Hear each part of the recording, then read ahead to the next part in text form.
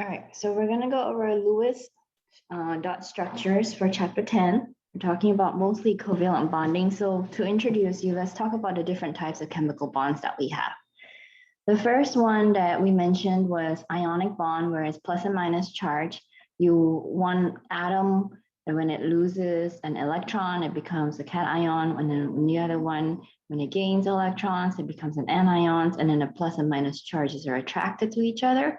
So there's electrons being transferred there. So you have metal and non-metal in general, okay? And non-metal are the ones that we're going to be focusing on in this chapter here for covalent bonding, where you share electrons. There is also another type is metal and metal, all just metal atoms.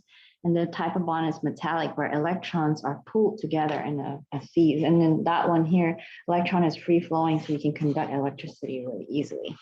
So to talk a little bit more about the covalent and ionic bonds there, I'll draw a picture about it, but let's take a look at metallic bonds here. So metallic bonds, basically you have metal cations, and then the electrons are flowing all around it. They're free flowing all throughout the entire metal.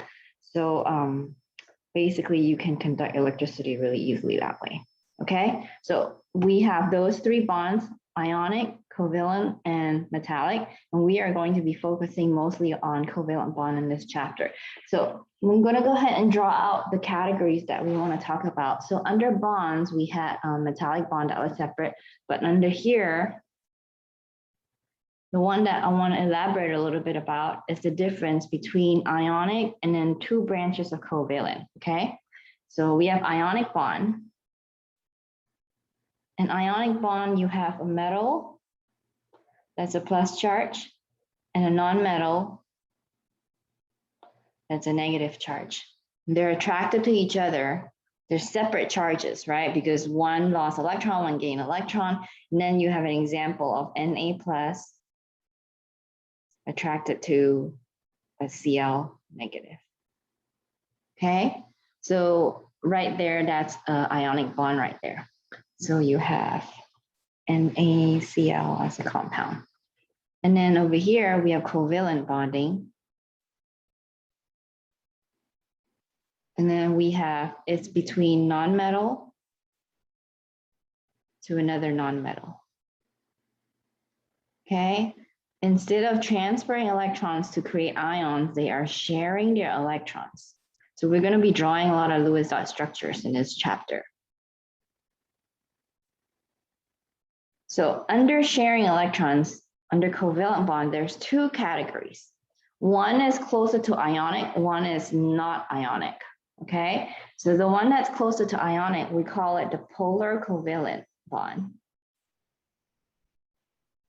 And then the other one here, we call it non-polar covalent. Sometimes they call it pure covalent because it's no polarity in it, okay? So under polar covalent and non-polar covalent, what is the difference over here? That all has to do, these three kinds of bonds here, ionic and covalent, the two categories, have to do with the electronegativity of the atom, okay? So I want to show you the electronegativity chart again real quick. Well, we were talking about it in the previous chapter. So you can find it again on slide number 35 on your chapter 10 notes, or in chapter 9, you can also find it. It's also in your e-text on your online book. So if you look, going to the right, it gets more electronegative. Going to the top, it gets more electronegative. In fact, every atom, every element has a number associated with it. So like for fluorine, you can see it's 4.0, and then oxygen is 3.5, 3.0, 2.5, 2.0. So the difference on the second period here on over here is 0.5 away from each. That's a really big difference in terms of difference, okay? And then you have the ones on the bottom, they start to not be as big of a difference. So what's significant about this? When the difference is 0.4 and higher between two atoms, they are considered polar, okay? Polar covalent bonds. So because we're only talking non-metal, if their difference is 2.5 and 4.0. So C and F here, the difference here is really big, and that's going to be a polar covalent bond. Okay, so let's go ahead and categorize these values here. So I do want you to remember hydrogen is 2.1 here. So you want to remember hydrogen is 2.1, and then you have these guys 2.0, 2.5, 3, 3.5, 4. So that's the ones that are easy to remember. Go ahead and remember those guys. And then I'll tell you like some other stuff that we want to point out here. Okay, so basically every element has a number for electronegativity. And depending on what that number is, the difference between those two can determine if the bond is ionic, if the bond is polar covalent, or if the bond is non-polar covalent. Okay, so I'm going to go ahead and zoom out a little bit. So if you look on the chart there, sodium, if you look, is right there. It says it's 0.9, and then Cl, if you look, is 3.0. So sodium is 0.9 and Cl is 3.0. The difference there is big, right? So when an ionic bond happens between metal and non-metal, if you notice, all the metals here are really, really small. Okay, because they're really, really on the opposite side of the non-metal side. So in this case here, it says the difference in electronegativity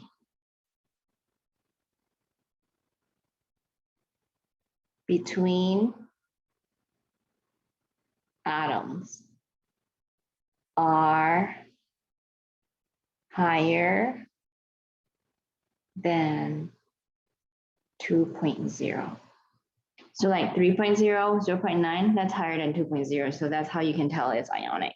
So it says here, I'll write down delta En. So change in the difference between electronegativity of the two atoms must be bigger than 2.0 for it to be ionic. Okay, if your electronegativity difference runs between 0.5 to 2.0, that's under category of polar covalent. For non-polar covalent is going to be from 0 to 0.4. So a very small difference there. Okay, so this is a 4. Okay, so let's go ahead and this one's really easy. One most common example is CH bond. A C and H bond, or anything that's identical to each other, like C to another C, or Cl to another Cl. Whatever the bond is between CH, CC, CCl, or maybe FF, anything that's the same thing, or CH, okay?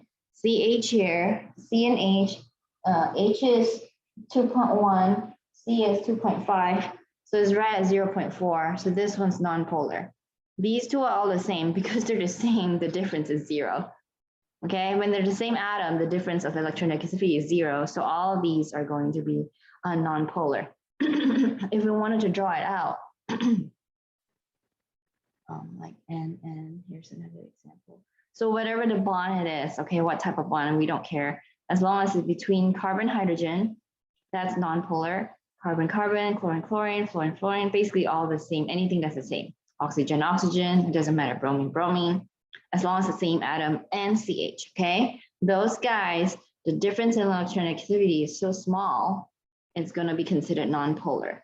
So another one based on this chart here, you can see is going to be N and Cl have no difference. C and S has no difference as well. So let's go and write N and Cl, C and F, okay? All right, so these guys here, whenever you have non-polar, I'll just go ahead and draw out Cl and Cl. When they share the electron density, because they're not different enough, they share it equally. Okay, I'm trying to draw it equal, but obviously it doesn't look very equal. But you get the point, equal sharing, okay? Equal sharing of electron density. Okay, So go ahead and remember CH is definitely an example of nonpolar. That's the one that we use so much. Go ahead and remember that one, okay? The rest of these are pretty simple. They're the same. And then you got NCl and CS. Those are kind of, I guess, different, but they're not common. These are not common. This one's really, really common, okay? Those are nonpolar. So those are kind of like in between ionic bond and nonpolar covalent. Those guys are called polar covalent bonds. So basically, the bonds that exist between two atoms where the electronegativity difference, it runs between 0.5 and 2.0. Okay, so because it's not quite ionic completely splits into two separate things, ions. This one here, they share equally. Polar covalent, they share unevenly or unequally. Okay, so it says here difference in electronegativity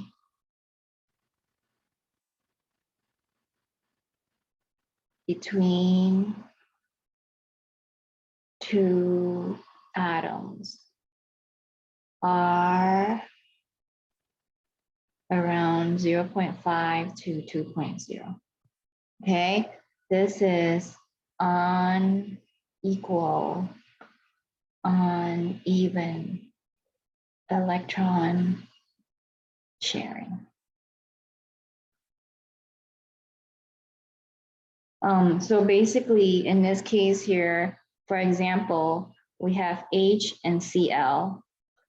H is 2.1, Cl was 3.0. So we know the bond is polar covalent, but what shows you as polar is because chlorine is so much more electronegative than hydrogen, it's gonna steal most of the electron density, and then hydrogen gets a little bit. So it almost looks like it's about to split into two ions, but it's not quite splitting because ionic actually splits apart, okay? So what we have here is H and Cl are lopsided, where Cl takes most of the electron density, so it has a negative polar side here, and a positive side is where the hydrogen is. And this is permanent, like chlorine is always permanently the more negative side. Hydrogen is permanently more positive side, okay? So you can tell that's a polar bond right there. So because the more difference there is between the two atoms, the more polar. You can see here, everybody on this second period here on carbon, nitrogen, oxygen, fluorine, all those combinations are going to be polar, but who's the most polar? The furthest apart is the most polar. CF is the most polar out of CF and OF and NF. Okay, so those are the guys there, or we can just go ahead and compare it to hydrogen as well. And so hydrogen and fluorine,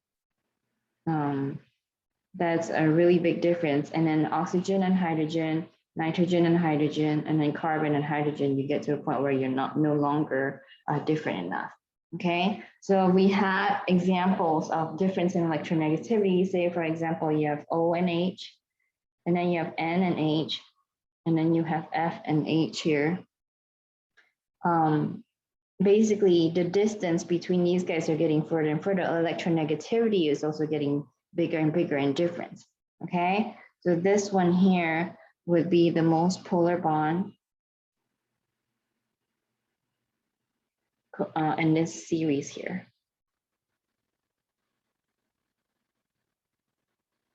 Out of these three comparison, this one is the least polar. Actually, it's nitrogen because oxygen is in the middle. So if you look, oxygen is in the middle, nitrogen is, so you have N and H, O and H, and F and H. So N and H is the smaller difference, but it's still polar, okay? So this one here is the least polar in this series of comparison right here.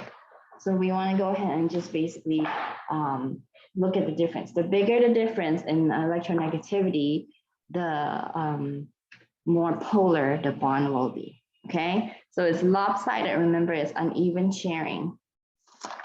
Okay, So now that we're done doing that, and there's quite a lot of stuff on ionic bonding, we don't need to worry about those guys. I want to focus on the covalent bonding drawing. Okay, so we're going to focus on Lewis dot structures drawing with covalent stuff. So let's go ahead and talk about how we want to draw Lewis dot structures. You probably have seen this before, but I wanted to go ahead and do a little, basically like a recap thing almost, just in case you forgot it or don't remember, okay? So number one, to draw Lewis dot structure, we must count valence electrons. Why valence electrons? So I want to show you this diagram here. Remember we were talking how valence electrons are the ones on the outside, they're the ones that are reactive, they're the ones going to take part in bonding. Well, that's how we draw those because the inside ones are protected. So they're not really going to participate. So when you want to share electrons, who's available to go sharing? The guys on the outside. So when you draw them with however many valence around it. So if group 8 has 8, group 7 has 7, group 6 has 6. So you want to count all those valence electrons basically, because those are like, okay, well, I have 5 and you have 5 and you have 3. Why don't we pull them all together and we can share all 13 and see what we can do with it. So basically that's what we're going to do with all the atoms. Number one is to count how many valence electrons. Okay. Number two, the rule is place hydrogen on the outside. Why hydrogen goes on the outside? Because hydrogen can only take 1s2 and can only take max of 2 electrons. When you have something that can take 2 electrons only, you cannot have more than 1 bond because each bond is 2 electrons. So because hydrogen only has 1 bond, it has to be on the outside. Okay, now if you have other options besides H, you will go ahead and also put the more electronegative atom on the outside. So hydrogen goes on the outside, electronegative guys go on the outside as well. Okay, because hydrogen is like only 1 bond, so this here is 2 electrons. Okay, now number 3, that's basically on the octet rule, give all atoms octets. And then we check to make sure the electron count matches. So you have to like draw it out and make sure you count it, drew the correct number of electrons. Because you can draw a really pretty picture, but if it doesn't match the valence, it's wrong. Okay, so let's go over what the electrons look like. Again, 2 electrons is to each bond. So when you have to draw a single bond, it's a lot of times you just use a single line like that. Okay, or if you wanted to draw with electrons, it's just H dot dot H because there's 2 electrons in a bond. Okay, if you wanted to draw a double bond, you can do carbon can do double bonds. So C and then C like that. Okay, well, I should have drawn the dots. Go ahead and draw the dots for you. So how many dots do we have for double bond? We have 4 of them, okay? So a lot of times, sometimes they represent it using just lines. When it's bonds, I just draw the lines. I don't really draw the dots. The dots we can use for lone electrons, which the things are not bonded. Typically they use dots, and sometimes they even use lines to represent the lone pairs. Okay, so that does happen. Each line just represents 2 electrons there. So triple bond. Example, carbon can do that. Okay, so you would draw, it would be represented by 6 electrons. I guess typically, technically, if you wanted to follow this pattern, I would go ahead and draw like this. So then it matches what this looks like, okay? There. So, and then I talked about lone pairs, right? So lone pairs are things that are not bonded to anybody. And right here, that's a single bond. So this one here that's not bonded, lone pair of electron. So this guy here is a bond. I guess since it's one line, it's a single bond. Okay, now sometimes you have just one electron like that sticking around. This one electron here is a lone radical electron because it's by itself, it's a radical. Okay, and then sometimes instead of drawing a dot dot like that, they will just literally do like this, like something like that. So this is bonded to maybe a H here, and then they'll say, oh, here's the lone pair here. I'll just draw like it looks like this. And then they say this here, instead of drawing the dot dot right there, that sometimes is represented as a lone pair as well, but it's not as common.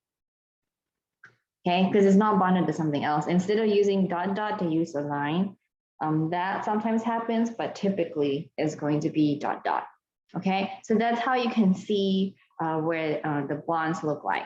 Lone pairs are stuff that are not stuck to another atom, to two different atoms.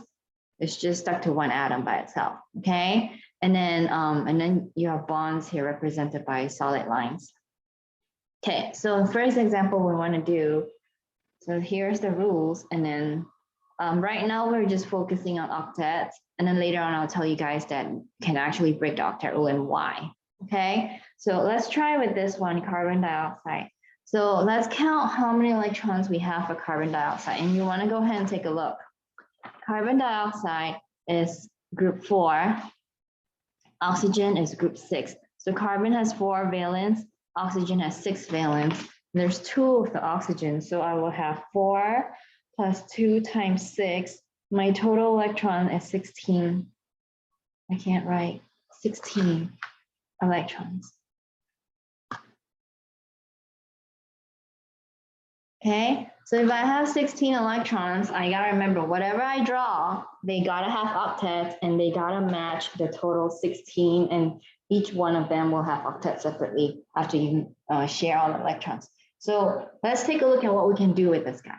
Okay, so my guess is always go ahead and give everybody single bonds. Okay, now I'm gonna go ahead. The more you practice, the more you'll get familiar with this. So the strategy is go ahead and arrange people where they're supposed to be. So I counted the valence, and the second step it says place H on the outside, place the more electronegative atom on the outside. So that was the rule right there. Okay, so I'm gonna go ahead and put oxygen on the outside because oxygen is more electronegative. So I'm gonna put oxygen here, carbon in the middle, oxygen on the outside again. And then what I wanna do is I'm gonna go ahead and draw them all with single bonds and see how it goes, okay? So single bond, and then you have to give everybody octets, okay? So to count octets is literally cover up all the other atoms, leave the bond that's stuck to the atom, and then fill it up till each one has 8. So that's 2 right there. So you got to draw 6 more to make sure this guy has 8. Okay, and then we want to do the next guy, right? So I cover all the other atoms. Now I have carbon, but it has 2 bonds, so that's 4 electrons. So that means to get to 8, I need to draw 4 more electrons. So I will just go ahead and draw 4 more around it. And then we cover that guy and say, well, now I have oxygen with 1 bond. That means 2 electrons. I need 6 more to draw in. So you're like, okay, well, this is easy. This now everybody has an octet. Now I got my positions right, but what do we have to check now? It says, then we check to make sure the electron count matches. So let's check. 1, 2, 3, 4, 5, 6, 7, 8, 9, 10, 11, 12, 13, 14, 15, 16, 17, 18, 19, 20. You're like, oh, hold on a second. This is 20 electrons. Okay, it looks pretty, but is it correct? No, it's wrong because you have 16 you're supposed to get. So this is wrong. Okay, it looks great, but it's wrong. Why? Because the electron counts are incorrect. So when you run into this situation, what you want to remember is when you insert a double bond, you will shrink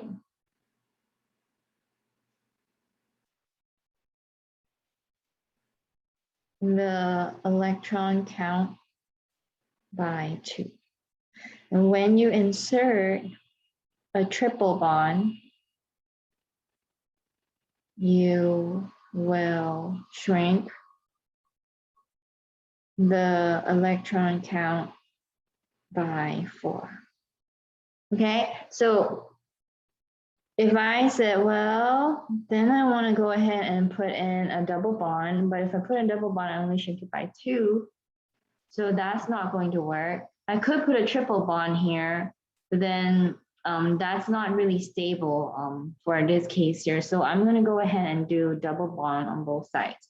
Okay, so because the reason is even if I did a double bond, I couldn't decide which way I'm going to put it, right? So it's not really fair, but let's just hypothetical draw it out. So this one has 4 electrons here. So I'm going to have to draw 4 more. It doesn't matter if your 4 is around on this side or that side. I just drew it top and bottom. Okay, it's fine. And then that one's covered. I need to draw 2 more on here because there's 6 of them. And then now 2 more, you have 8. And then this one, when you cover it, you have 2 electrons. So I need to draw 6 more. When you count this, you notice you still have 18 electrons. So this is no good. And that's why I'm going to go ahead and say, well, obviously my problem can be solved if I put 2 double bonds in. That way they're equal. Now the reason why I drew 4 is because I cover up everybody. I have 4 bonds and now I have 4 lone electrons. So that makes 8. Cover those guys up. I already have 8 bonded ones. See that because there's 4 bonds, each one is 2. So carbon already has 8. Cover that guy up. Then 4 electrons from the bonds, 4 electrons for lone. And that's how I can get my count to match 16. Okay, this one here is 16 electrons. So that's how you want to do it. So you got to count how many valence, that's most important. Put the electronegative guys on the outside and draw something that matches the count up above. If you have something that has too many electrons, you can shrink the electron count every time you put a double bond and you shrink it by 2, put another double bond and shrink it another 2. If you want to go ahead and use triple bond, you shrink it by 4 on one step. Okay, so carbon dioxide is one of the options where you want to go ahead and just use the double bonds right there. Now, it does exist in triple bond form, but it's really rare and not stable. If you had to have a triple bond, it looks like this.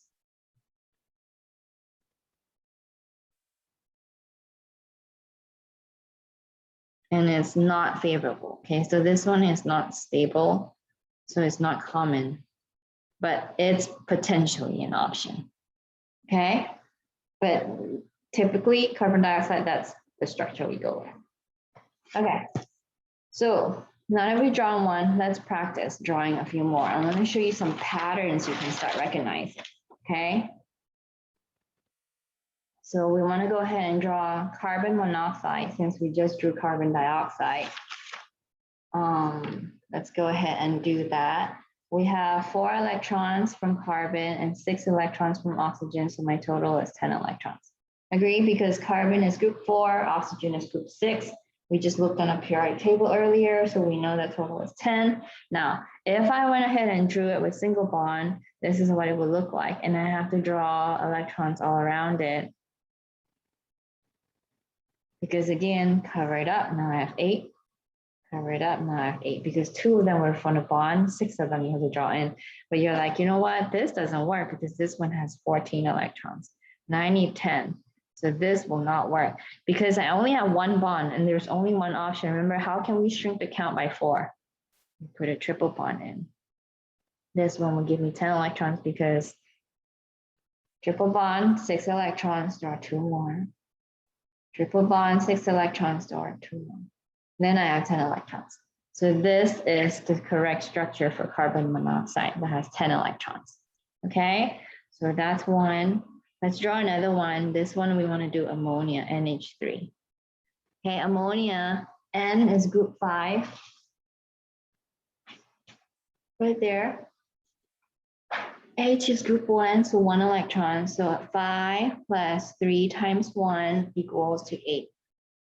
You have to count how many you have in the pool first before you start drawing. And then remember we said hydrogen has to go on the outside. So I'm going to put hydrogen around the outside, nitrogen in the middle, and then we're going to go ahead and draw the lines right there. And then say, well, I have this, and then hydrogen's good because they only have 2 electrons. Nitrogen, if I cover these guys up, you see how nitrogen still has 6 electrons, so it's missing 2, so we're going to go ahead and draw that 2 out there.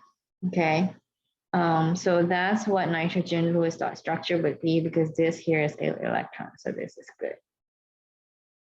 So let's draw another option. We want to draw NH4 positive. Now, when you have something that has a charge, if it's a plus charge, you take away 1 electron. If it's a minus charge, you add an electron. One negative at 1 electron, 2 negative at 2 electrons, so on, so forth, so on and so forth. Okay. So in this case here, I have 5 from nitrogen, 4 from hydrogen, and then -1. So my total is still 8 electrons. -1 because of the charge is +1 right there. So I still have 8 electrons to go around. So when I draw it, I'm going to do my hydrogen on the outside and put single bonds on the hydrogen. And there you see it, it is 8 electrons. And because it's charged, I draw a bracket around it and I put my charge on the outside. That's how you would draw it for ammonium ion, okay? So this is ammonium and that's ammonia. And then while we're at it, let's go ahead and draw the CH4. Remember, CH4 is methane, and CH bonds are all non-polar. So you want to go ahead and remember that for later, okay? So this is really common because hydrocarbon bonds are so common. H and C bonds are common. You got to remember H and C bonds are non-polar covalent bonds. So in this case here, carbon is in group 4. Okay. Hydrogen is group 1. So my total electrons here is 4 plus 4 times 1. I have 8 electrons. You're like, oh, everybody has 8 electrons. Whenever you have 8 electrons, what does it look like? You just put carbon and then hydrogen on the outside. And single bond should work, right? It has to work because hydrogen can only take single bond. And then you're like, oh yeah, it does have 8 electrons too. 4, 6, 8. Perfect. So 8 electrons. So this is perfect. Okay, so now I'm going to show you the similarity between CH4 and so H and group 7. When you draw them, they're going to be similar because group 7 likes to only be in single bonds if it's bonded to things like carbon. Okay, so C and H and C and group 7 are going to have similar bonding patterns. Okay, the only difference is H only can hold 2. These guys all have lone pairs all around it because it can hold 8. So that's what we're going to show you. So CH4 is that example. And then I want you to draw CF4.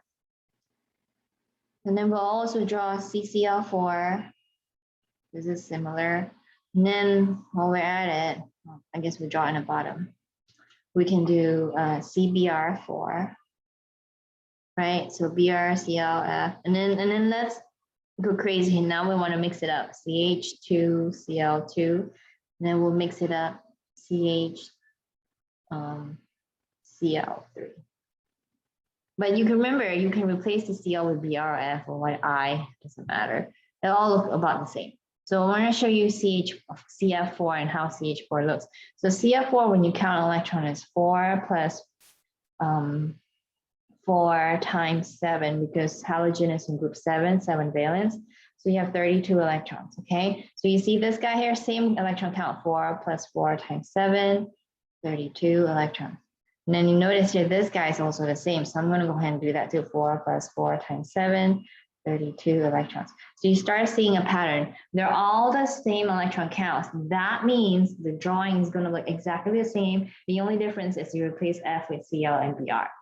So whatever it is, okay? So when you see this, and I also tell you, the way they bond, CF and CH are going to be very similar because they're all single bonds. So I'm going to go ahead and put the electronegative F on the outside and then put C in the middle, and then we'll do the single bond. So that will give me 8 electrons, but each one of these, you have to draw 6 more because 2 from the bond and you need octet. So you have to draw 6 more around each of them. This will give you 32 electrons. right? Because it's 8 times 4, that's 32. So that one is how it looks. Now, because you know how this one looks, CCl4 looks exactly the same. So C, Cl, Cl, Cl, Cl. And then you just draw your dots around.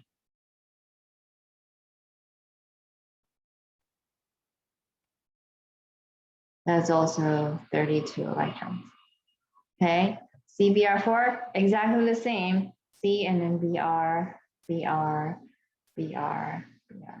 Now I'm just drawing Lewis dot structure. It does not tell me anything about geometry here.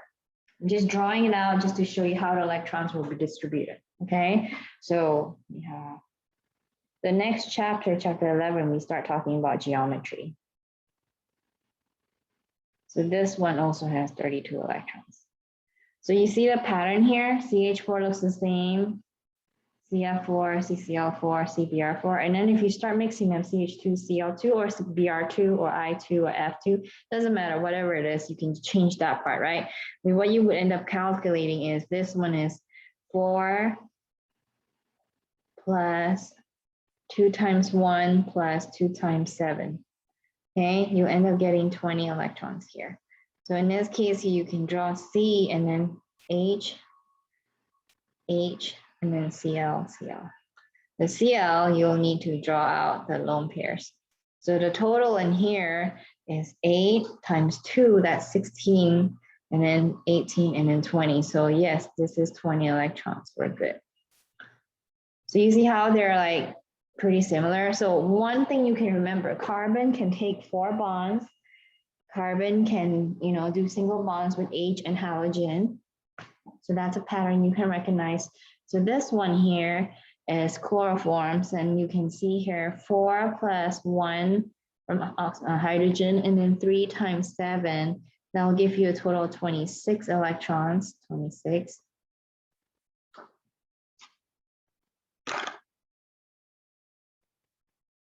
Okay, and when you draw it, will be C and then H and then Cl, Cl, Cl.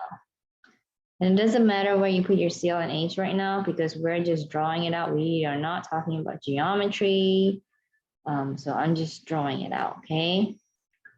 And that is how you would get the structure for CHCl3. So see, this is so common. This is a dichloromethane here. Or sometimes you call it ethylene chloride. This is used commonly to decaffeinate coffee and tea. This is chloroform right here. Okay, so this one has 26 electrons. So while we're at it here, we've drawn a bunch, so we've practiced, and we start seeing patterns here. A lot of them, you're going to keep practicing. There's going to be a lot of options to keep drawing. We'll be doing a lot of structures here, so don't worry about not getting enough practice. We'll be practicing a lot, especially if you're doing problems in class or at home for extra credit or homework. All right, another one I want you to draw is we want to go over SO2, okay? So SO2, when you count electrons, it says 6. Sulfur is in group 6, right here. Okay, group 6, and oxygen is also in group 6. So 6 plus 2 times 6 equals to 18 electrons. So earlier, when we were drawing CO2, if you remember, whenever it's 3 atoms and then you draw a single bond on both sides, you ended up getting 20 electrons. That wasn't good. Now our goal is 18 electrons. So that tells me that I can draw something. If it's 3 atoms, 20 electrons, a single bond for both sides. If it's 3 atoms and 18 electrons, I can do a double bond on one side, single bond on the other. If it's 16 electrons and have 3 atoms, I will have to do double bonds on both sides. Okay, so I'm going to go ahead and go with the fact that I know it's probably going to be 18 electrons and a double bond on one side, because if you try to draw it with single bond, this is what it looks like. O and then S and then O. And then because this is 2 electrons in the bond, I have to draw 6. This one has 2 bonds, I have to draw 4. This one I have to draw 6 because there's two electrons that are bonded. Okay, so this one here is wrong because it has 20 electrons. So it's not good. Okay, it's wrong. So what we know is because we knew 18 electron, and you're like, well, that means we got to do a single bond and double bond. Okay, now, so agree? 4 and 4. And then there are 6, and then you got to draw 2. And then that one's just 2, you got to draw 6. You're like, hold on a second. How did you decide it was going to go on the right side? I don't know. So if I said, you know, we have half the class, some of them sitting on the right side, some of them sitting on the left side. Which side should I give extra credit to? Should I just give it to one side of the class, or the right side or the left side? Like, how do I pick? That wouldn't be fair, agree? So that's kind of like telling the sulfur, like, well, you pick the side. How can you choose? Because they're both the same. They're both oxygen. You have to be equal. So what you want to do is say, well, I'm not picking. I'm going to draw both options. That's what ends up happening. Okay. So then you got to draw. Okay. If you have that option, that's how I would draw it. Okay. So you got two of these options here.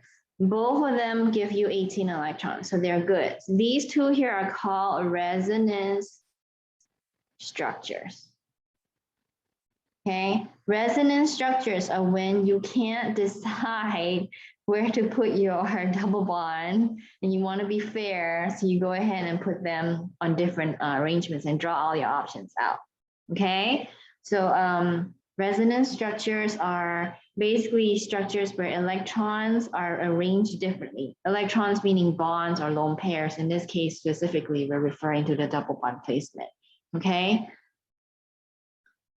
So I guess I'll go ahead and write it down here. So resonance is when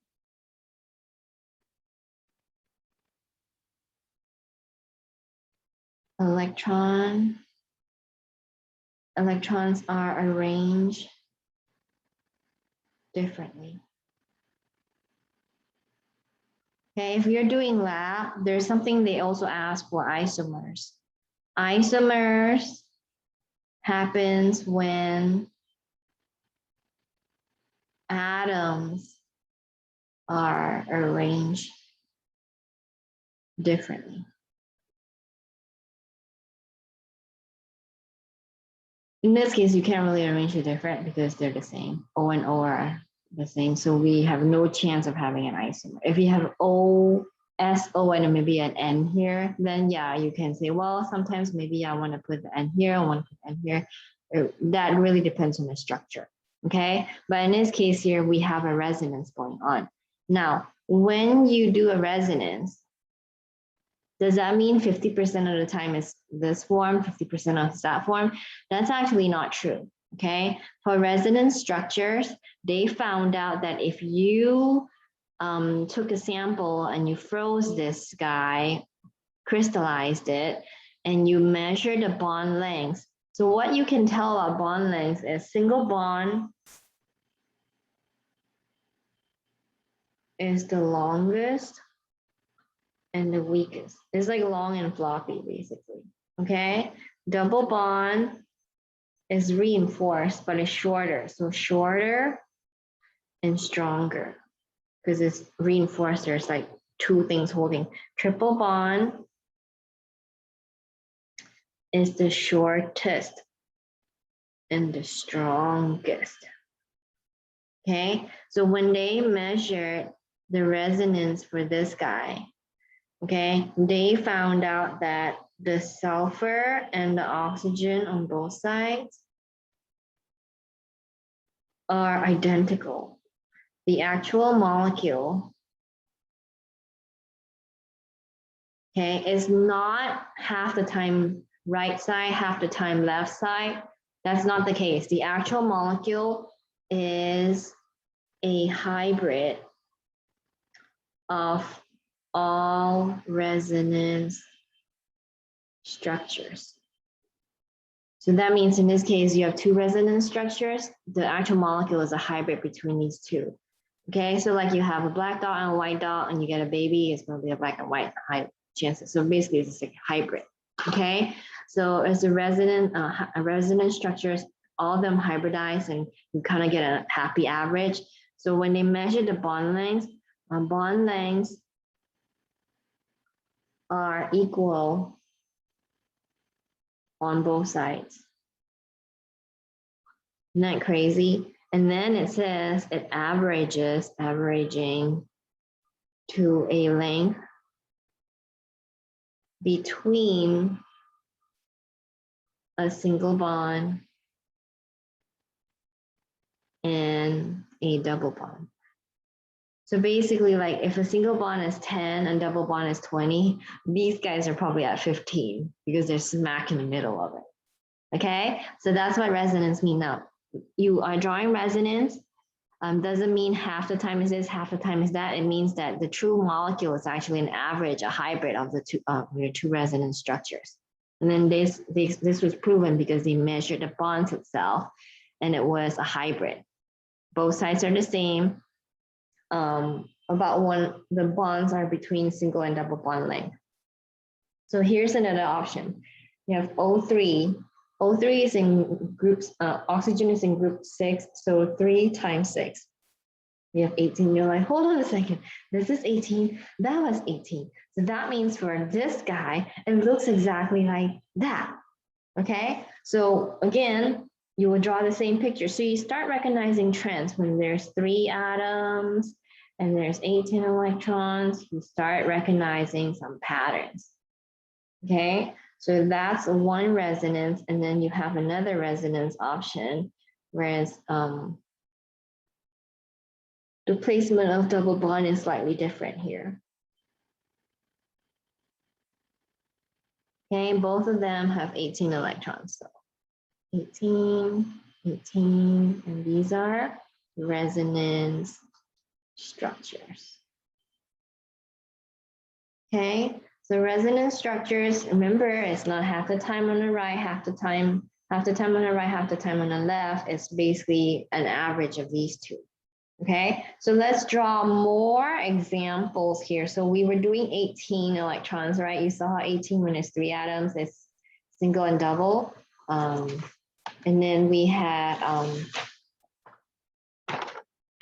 16 electrons is double and double. Right? And if you have 20 electrons, it will do single and single on both sides.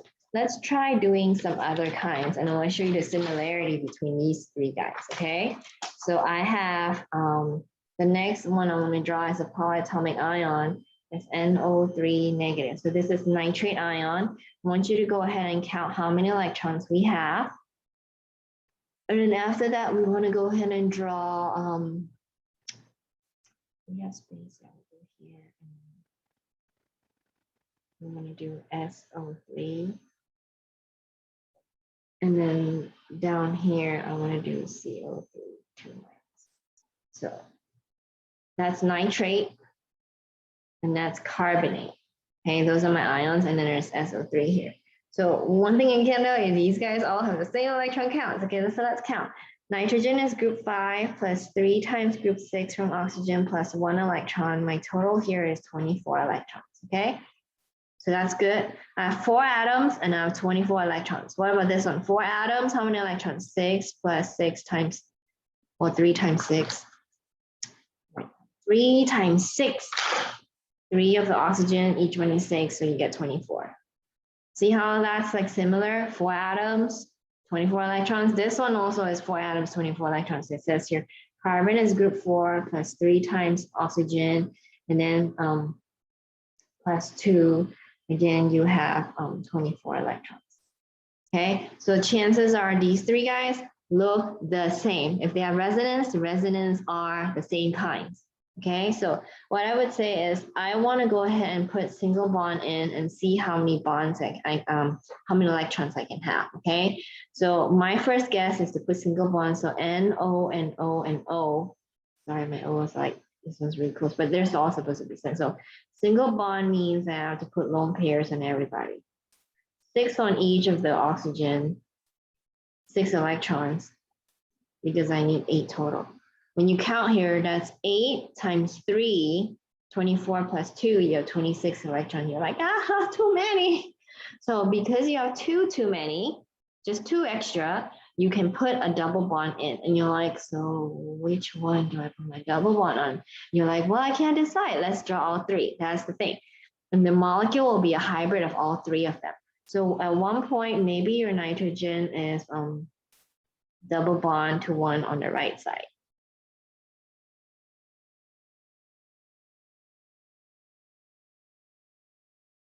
Okay.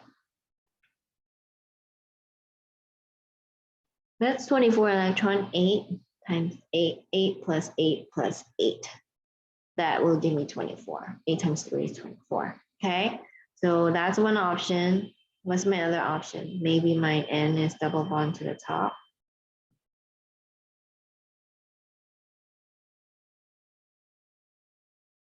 Right? What's my other option? N is double bond to the left side.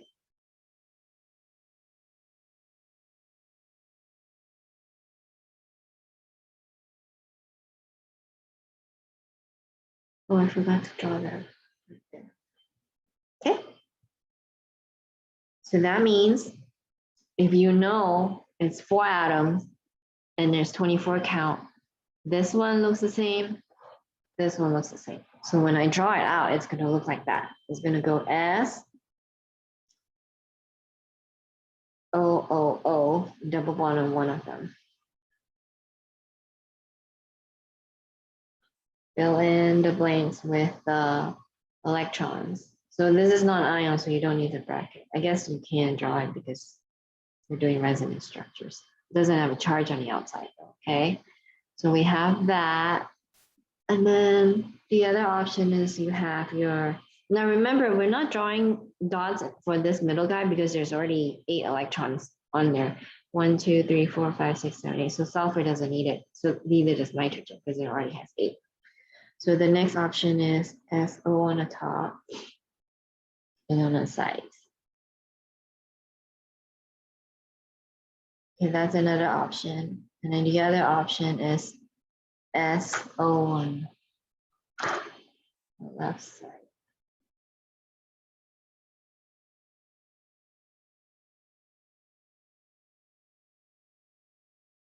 Ta-da!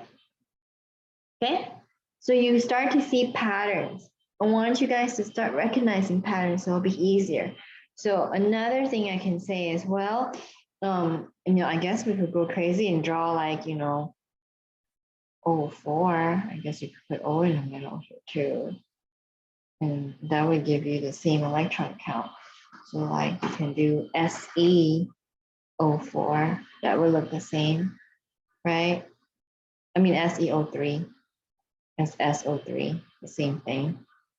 So that's how you would know, like whenever you count, and then in this case, carbon dioxide, not carbon dioxide, it's carbonate ion here, 24 electrons, and then C and O, so I'll put the O on the outside. Again, we can't decide who to give the double bond to, so we'll draw all 3 options.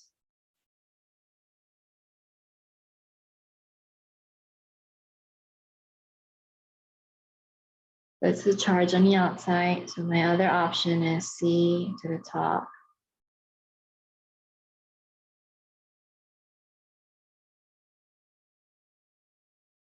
And then the other option for the resonance is C to the left.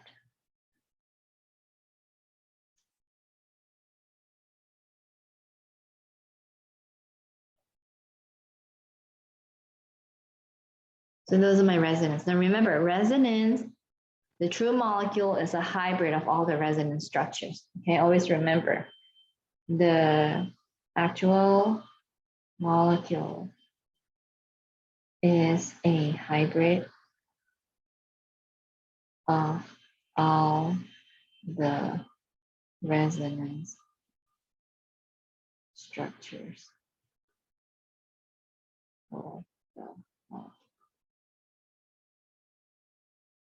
Okay, it doesn't mean it's 33% of the time it's like this each. It's 100%, all of them are always at a hybrid form. Okay, so we've been drawing everybody with octets. Now I want to tell you who can have exceptions to octets.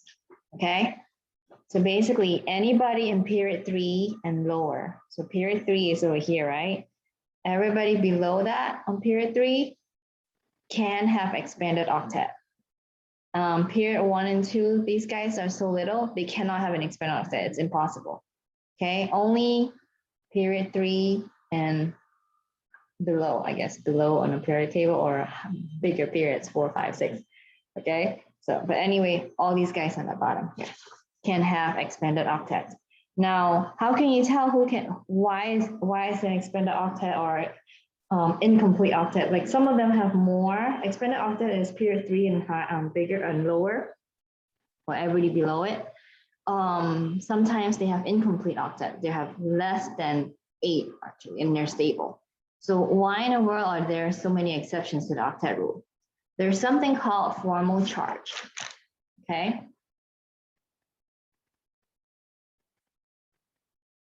So formal charge, the formula is number of valence electrons minus number of lone electron minus half the number of bonding electron.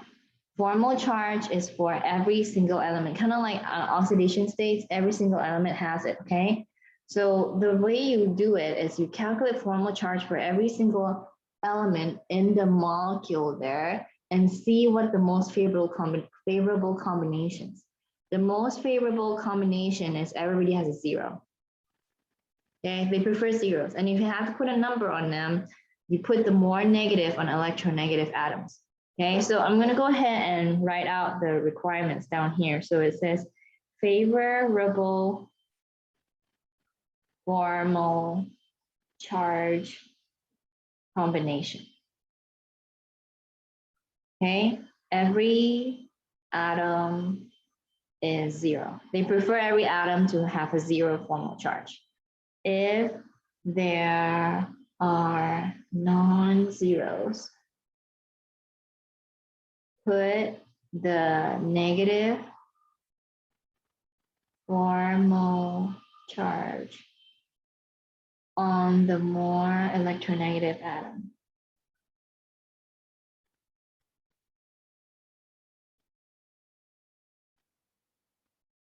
The total of every atom formal charge, every atom's formal charge adds up to the charge of the molecule. Okay, so these are the favorable conditions. If you can, give everybody zeros. If they're non-zeros, put them on, put the negative value on the more electronegative atoms because they love more negative more. They love the electrons more. Okay, so and then you got to add up, make sure everybody in there adds up to whatever the charge of the molecule. If the molecule is neutral, then I better add up to 0. If the molecule is a polyatomic ion with a -1 charge, then it better add up to -1. Okay, so I have 2 options here I want to show you. Option A and option B, and you tell me which one is a more favorable combination. So here's one option, H and then C and then triple bond to an N. Okay, and then you have H and then N and then C and then you have N and C you have triple bond. So basically, I told you in the rules, we said we put the more electronegative guy on the outside. So based on the rules I told you, this one will be a better picture because nitrogen is more electronegative. It needs to go on the outside.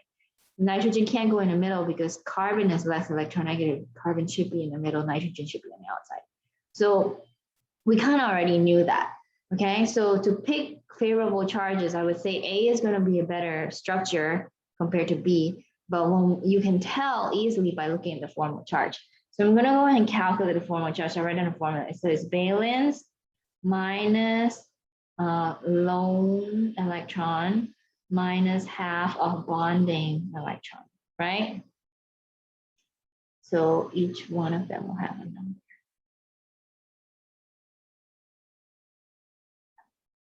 Valence minus lone minus half of bonding. Okay, So hydrogen is group 1, so in 1 valence minus lone, there's no lone electron, so minus 0. And there's 2 bonded electrons, so half of that is 1. 1 minus 0 minus 1 is 0. Okay, and then carbon is in group 4. I don't see any lone electrons, so that's 0. And I have 8 electrons that are bonded, half of that is 4. 4 minus 0 minus 4 is 0. And then you have group 5 for nitrogen. You have lone electrons. I have 2 of them minus half of 6, which is 3, as 0. So this one here is a favorable formal charge combination. It's a good structure. For structure with favorable formal charge, it's stable and it will appear more often. It's stable. Okay, so this is favorable. Now in this case here, we have valence of 1 for hydrogen, no lone pair, and then half of bonded, which is 1 because half of 2 is 1. 1 minus 0 minus 1, 0. Nitrogen is group 5 minus no lone electrons minus half of 8, which is 4. This is plus 1. You're like, oh, it's plus 1. And it's positive for the most electronegative atom. You're like, this is not good. That's how you can see it's not a good structure because they put a number and they put the positive number on an electronegative atom, which is a no-no, okay? So carbon is 4 valence. You have 2 lone electrons, and then you have 6 of them that are bonded. Half of that will be 3. So 4 minus 2 minus 1 and minus 3 will be negative 1. So this here is not favorable. This one is favorable. Okay, so the one that's not favorable, this structure will not take place. This one is going to take place. So that's how you can tell them. Formal charges help you pick which one's better. So because of formal charges, you can also explain why certain things break the octet rule. Okay, so exceptions to the octet rule.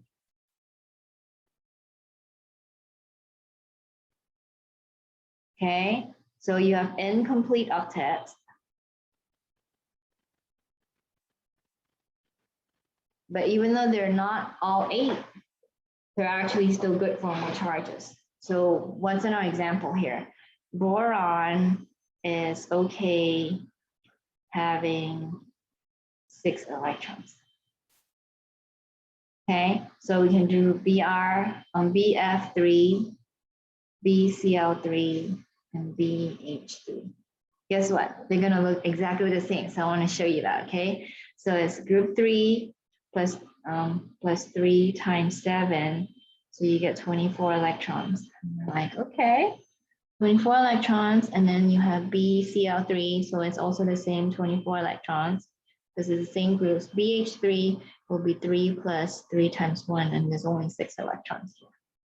Okay.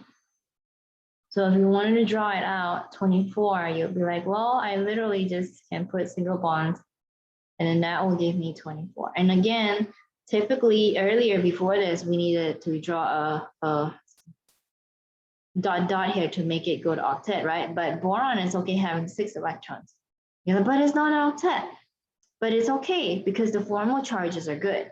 Okay, so do you agree? We can calculate the formal charge. Well, better not draw the lone pair.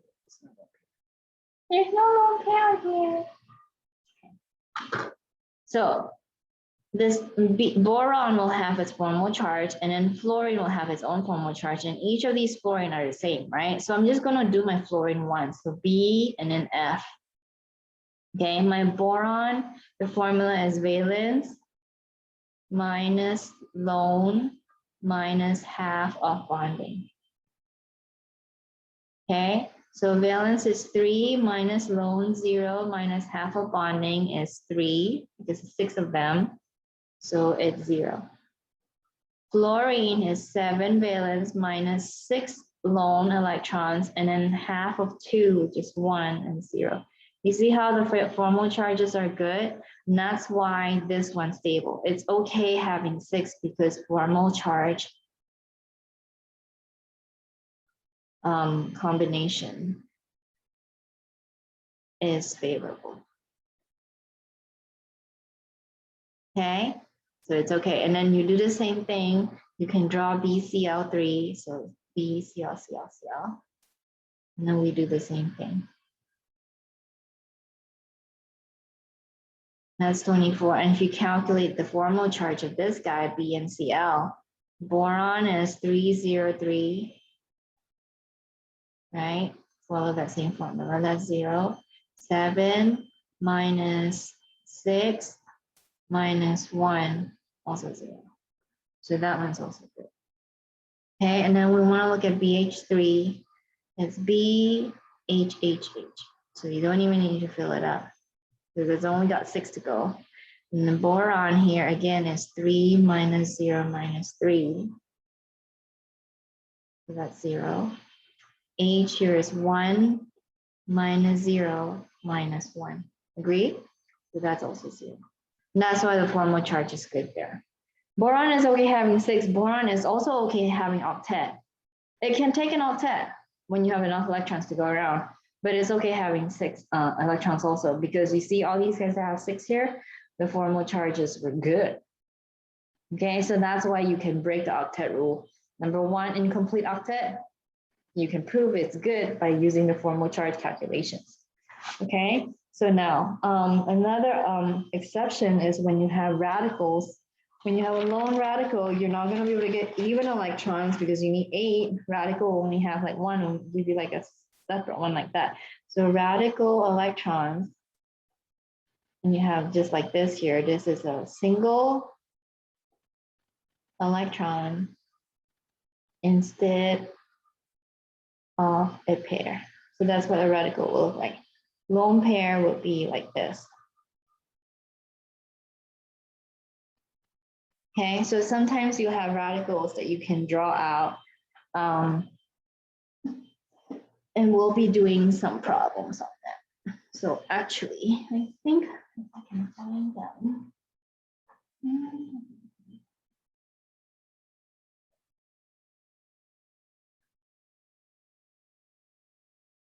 Yeah, it's not on here, but we will be working for some examples in there. But the radical is another exception here. And then the one I really want to focus on is this expanded octet, okay? That one you see all the time. So elements on period 3 and below the bigger ones, okay? Can have expanded octet. Okay, so example, wanted to show you, you have PCl5, then we want to draw PF5 and ASF5. Okay, I want to show you how they're so similar. Group 5 and group 7. Group 5, group 7, group 5, group 7. You see how the combinations are? And they're all going to have the same electron counts. Okay, so it's group 5 plus 5 times 7, you get 40 electrons. This one's the same, 40 electrons. This one's the same, 40 electrons. So when you draw them, they are going to look the same. So how do they look like? Well, I'll put the Cl on the outside, so you gotta draw 5. So I guess we'll do it with the starfish. Now remember, this is not telling you the shape whatsoever. The shape, we will talk geometry in the next chapter.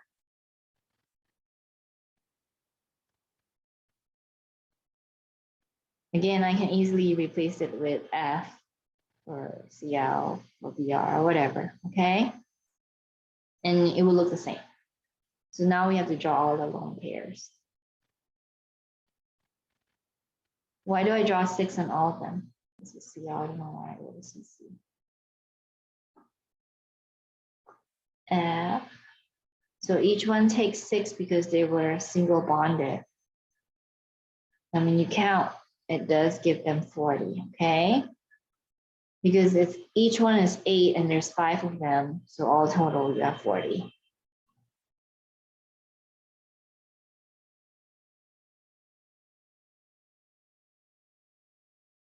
Okay, so that's how we would draw all these guys. Now I'm gonna go ahead and show you the formal charge for one of these guys and know that they're all gonna look the same because they have the same valence count and same bonding pattern.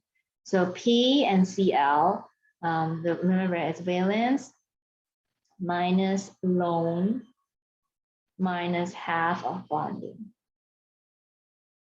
So valence is 5 minus bond lone. There's no lone on phosphorus, so 0.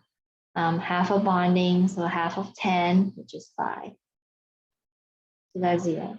Group 7 minus 6 lone electron minus half of 2, which is 1. Again, is 0.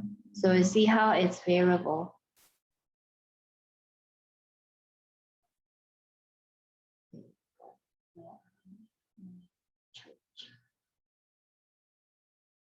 Okay, so I want to show you one example here of another one that's expanded octet that's good.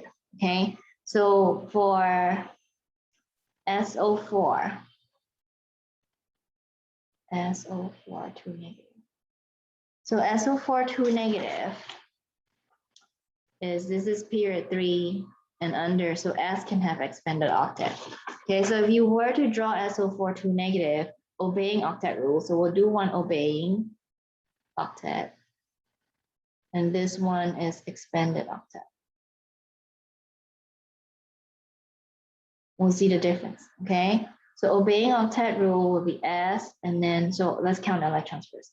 6 plus 4 times 6, okay, plus 2, you get 32 electrons. So you get 32 electrons to draw, and I'm gonna do O, O, O, O. Because that will give me octet here, and everybody will need 6 more lone on there. Okay, that will be obeying octet rule. Now, if you check the formal charge, S and O, you'll see what it looks like. So it's valence minus lone minus half of bonding. Okay, so it's group 6 minus lone 0 minus half of bonding, which is 8, so it's 4. And you're like, hold on a second, what? It's plus 2. Like, first of all, we wanted zeros, so that's plus 2. See, the formal charge does not look good here. Okay, so SO4 is going to really be the expanded octet version. But I just wanted to show you why it would break the octet rule. Even though you can draw it like that, it's just not that great in formal charges. Oxygen is group 6 minus 6 lone pair, lone electrons, and half of 2, which is 1. So this is minus 1. And like, I guess you put the negative on the atom that's negative. So yeah, that is okay. And then 2 and a negative, negative, negative, negative 1, S of a negative 2. But it's not that great of a formal charge. Okay, so what they prefer is an expanded octet version, where you try to put as many people in a 0 form and only put the negative number on an electronegative atom. So the good structure will look like this.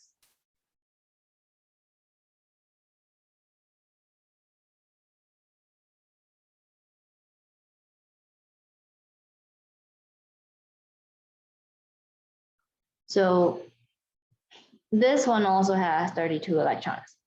Okay, but 2 of them, so S, there's one S, and then there's a double bond O, and there's a single bond O. That's slightly different, right? So the double bond O had like 2 lone pairs, the single bond O had like 3 lone pairs. Okay, and then the sulfur.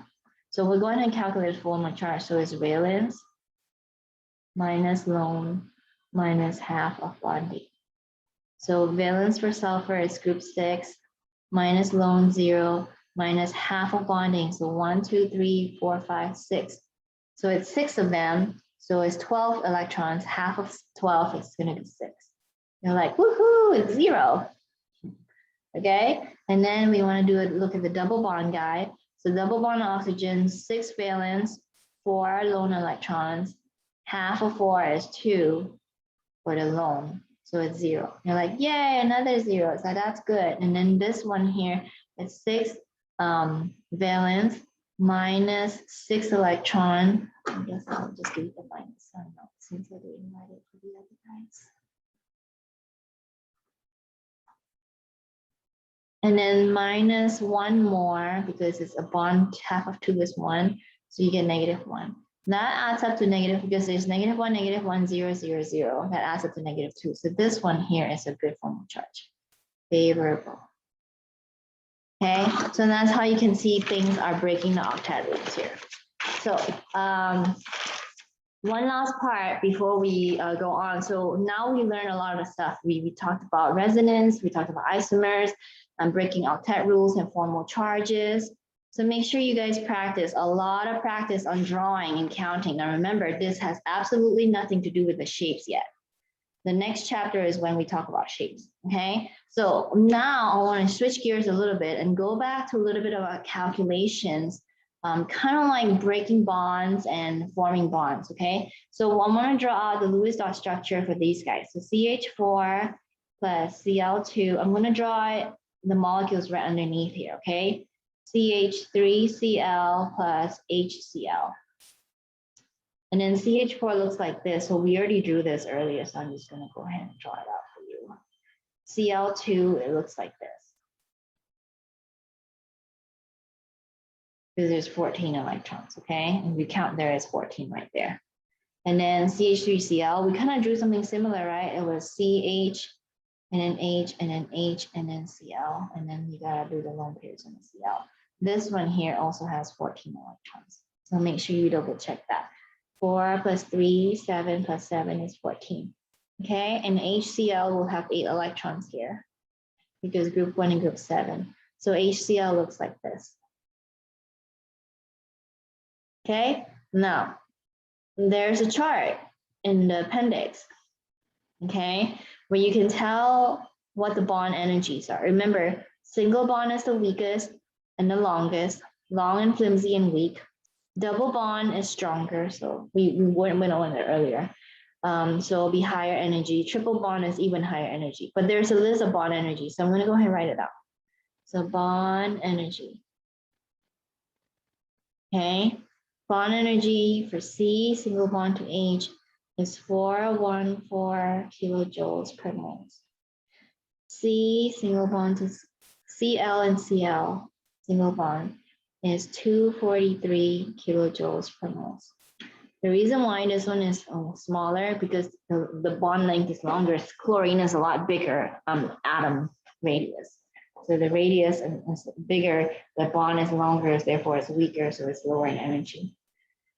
And then you have C and Cl, you have 339 kilojoules per mole. And then you have H and Cl, that's 431 kilojoules per mole.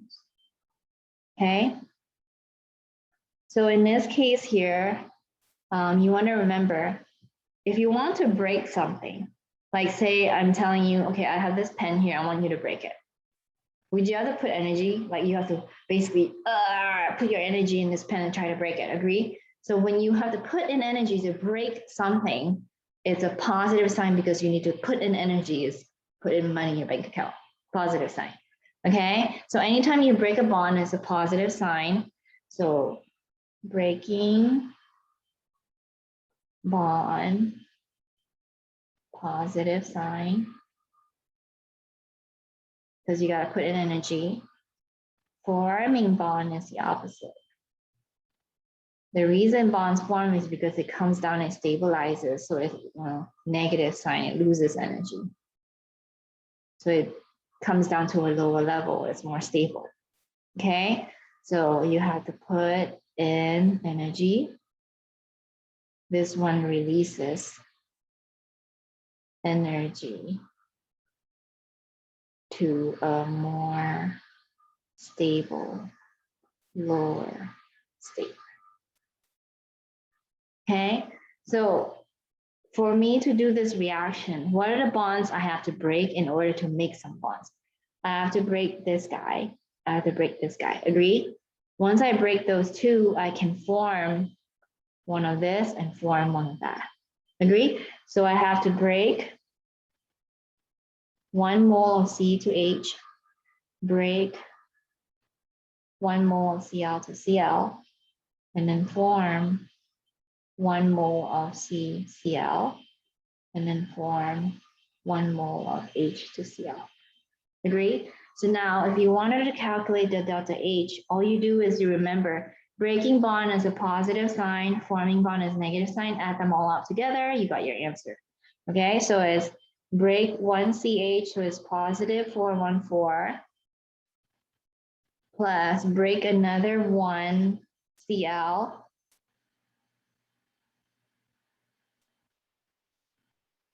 so it's 1 kilojoule, so it's 1 times that, so I didn't write it, okay? And then you got a plus, forming the bond, form 1 of CCl, so negative CCl, negative 339, okay? Plus negative HNCl, negative 431. When you put all this together, RxN is reaction, okay?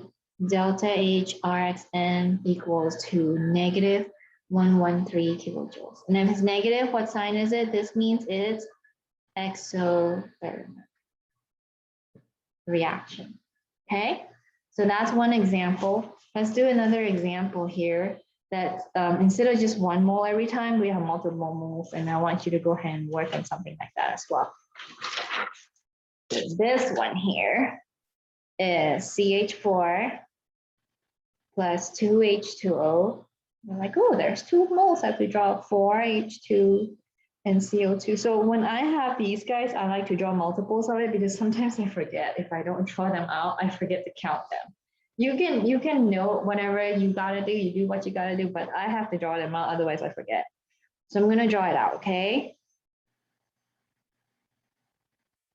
That's CH4, and then I have H2O. Now, H2O, we drew, have we drawn that? We haven't, okay, let's go and count. 2 plus 6, so I have 8 electrons, okay? So 8 electrons per molecule. So this is how you get 8. So it's O, single bond, and then you gotta put the octet on the oxygen. And then H and H is single bond because there's only 2 electrons and there's 4 of them, so I'm gonna draw 4 out. And then carbon dioxide, we drew it, right? It was C double bond on both sides.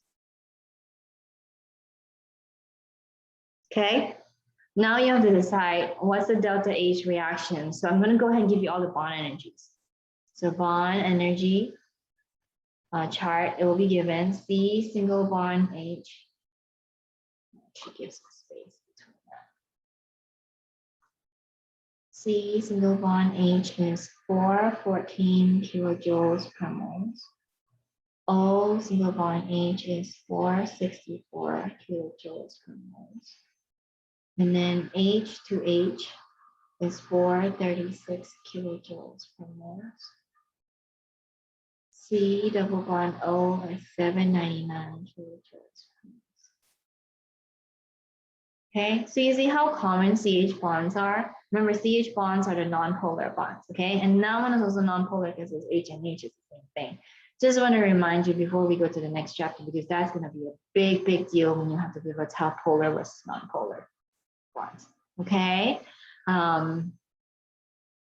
So let's keep going and look at this. So I have to do this reaction. So in the end here, my carbon is stuck to 2 oxygen instead of a hydrogen. So I have to break all 4 of these, okay? So I have to break 4 C single bond H, okay? And I also have to break these oxygen and the hydrogen off. So how many do I have? 4. That's why I draw them out, because otherwise I forget to count them. So break 4 OH. And then I have to form 1, 2, 3, 4. So form 4 HH. Single bond, and then I have to form 1, 2 C double bond O bonds. Okay, so this is a positive sign. So this is 4 and positive 414. Remember, this one is 4 and positive 464. This one is 4 and negative 436. This one is 4 negative 799. Not 4, 2. Okay, so then we gotta add them all up. So delta H reaction would be 4 times positive 414 plus 4 times positive 464 plus 4 times negative 436 plus 4 times, not 4, I keep saying 4. It's 2. 2 times negative 799. And that's how you can get your delta H reaction, okay? Breaking is positive, forming is negative. And then you also have to know how to draw the Lewis dot structures out. If you didn't know, then you wouldn't know which bonds you want to form break. So the total here is going to end up being positive 170 kilojoules. 170 positive sign means it is endothermic. This is a recap from the previous chapter, okay? So that's it, what we want to cover for Lewis dot structures. We're going to cover bonding, breaking bond calculations, forming bond calculations to calculate. Then we talked about resonances. We talked about formal charge and why we break the octet rule sometimes, and how to draw Lewis dot structures in a lot of patterns, okay? So that is chapter 10 for you. And when we come back for chapter 11, we will talk about geometry. It's very, very important that we learn the geometry and shape after this.